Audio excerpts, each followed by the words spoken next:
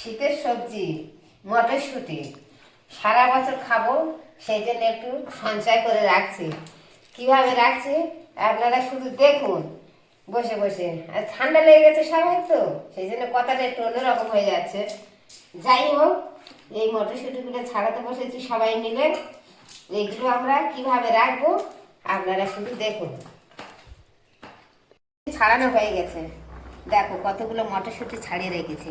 এখন তো দাম কম, 20 টাকা কেজি, সেই জন্য ভাবলাম যে মটরশুঁটিটা এইভাবে রাখবো, পরে খাবো।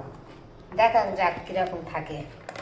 দেখো, এই ছাড়ানো মটরশুঁটি আমরা এই বোতলের মধ্যে রেখে দিয়ে দিচ্ছি। দেখো, মটরশুঁটি বোতলের মধ্যে ভরে নিয়েছি। এরপর আমি এর মধ্যে জল দিয়ে দেব। জল দিয়ে দিচ্ছি। জল দেওয়ার পরে এইবারে আমি ডিপ ফ্রিজের মধ্যে মটরশুঁটিটা রেখে দেব। দেখো, মটরশুঁটিগুলো বোতলের মধ্যে কীরকম লাগছে।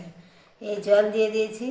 এবার আমি মুখটা আটকে দিয়ে দেবো, দিয়ে এর মধ্যে ডিপ ফ্রিজে রেখে দেবো। দিলে এটা বরফ পড়ে যাবে। কীরকম থাকে শুধু খালি দেখবো। জল ভরা মটরশুঁটি আর একটা দেখো জল ছাড়া মটরশুঁটি, এই দুটো কিন্তু আমি ডিপ ফ্রিজে রাখবো। কোনটা সব থেকে বেশি দিন ভালো থাকবে আপনারা কমেন্ট করে জানাবেন। দেখো, এবার আমরা এই ডিপ ফ্রিজের মধ্যে রেখে দিয়ে দিচ্ছি। এইভাবে দুটো বোতল পাশাপাশি রেখে দিয়ে দিচ্ছি, কেমন থাকে দেখবো।